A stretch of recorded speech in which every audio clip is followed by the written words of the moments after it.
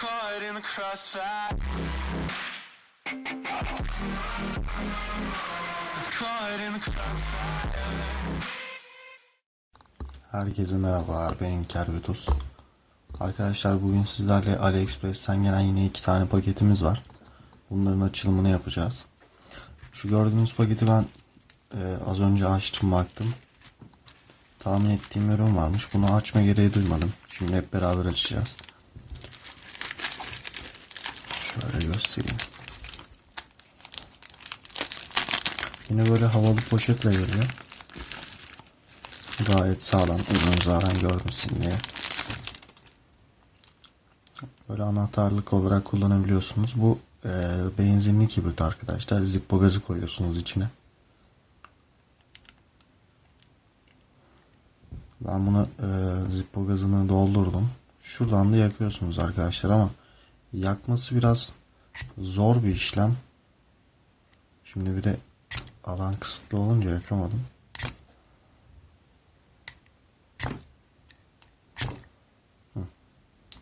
Bu şekilde.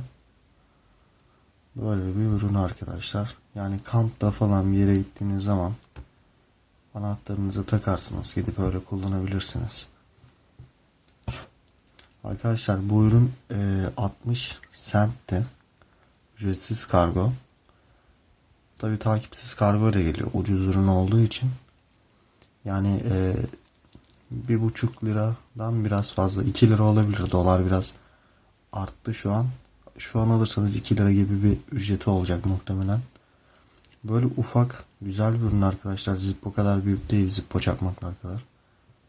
Benim hoşuma gitti. Yani tavsiye ederim size. Linkini yine bırakacağım açıklama kısmına. Oradan ulaşabilirsiniz. Hemen diğer paketin açılımına geçelim. Bunda da kulaklık var muhtemelen. Headphones yazıyor. Bakalım hep beraber.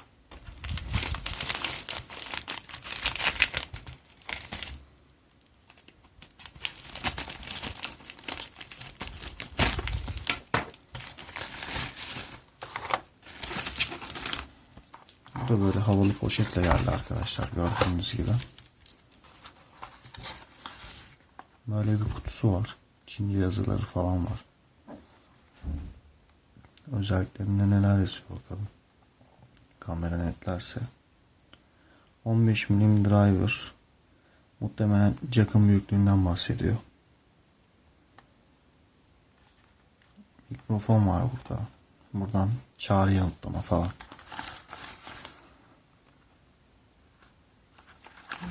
Böyle bir ürün açalım.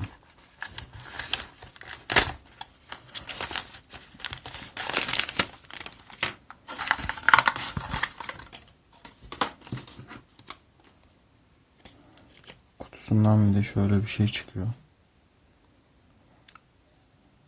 Burada yaz garanti belgesi gibi bir şey bu. Veya satıcı Çince olumlu yorumlar falan yazmış da olabilir. Tam emin değilim, o yüzden bir şey demeyeyim.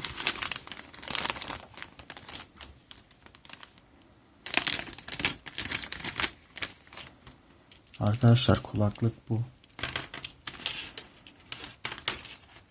Şöyle. iPhone 6 kulaklığının aynısı diyebiliyorum ama aynısı değilse de benziyor. Şuradan çağrı yanıtlıyorsun muhtemelen. Mikrofon burası.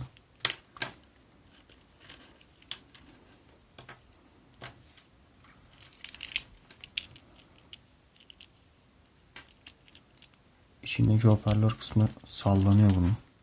Bunda öyle bir şey yok da bu sallanıyor. Niye böyle bilmiyorum. Arkadaşlar bunların fiyatı da 1,10 cent falan olması lazım yani. 3,5 liraya falan geliyor.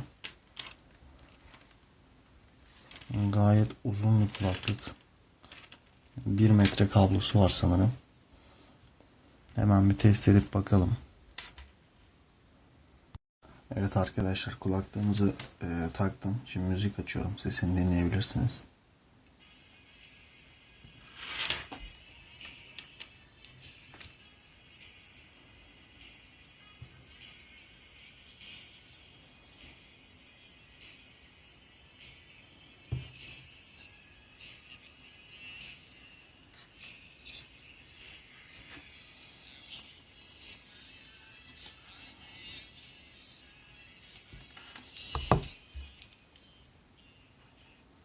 Arkadaşlar duyduğunuz gibi yani kulaklık çalışıyor ama şunun içindeki zımbırtının sallanması pek hoşuma gitmedi. Ama yine iyi yani 3 liraya aldığımız kulaklıktan da ne beklenir? O da var. Hani en azından mikrofonu var. O da güzel bir şey. Sesi gayet yüksek. Ama bası nasıl bilmiyorum. Muhtemelen bası o kadar iyi değildir. Daha önceki kutu açılımı yaptığım videoda bir tane kırmızı bir kulaklığım vardı. XX diye bir marka. Onun bası çok çok iyi. O videoyu da şuradan yukarıdan izleyebilirsiniz. Arkadaşlar izlenimlerim bu şekilde. Yani ürünler güzel, fena değil. Özellikle kibrit benim çok hoşuma gitti. Tavsiye ederim. Alabilirsiniz gayet de uygun fiyatları. Videomu beğendiyseniz beğen butonuna basmayı ve hala abone değilseniz abone olmayı unutmayın. Herkese iyi günler.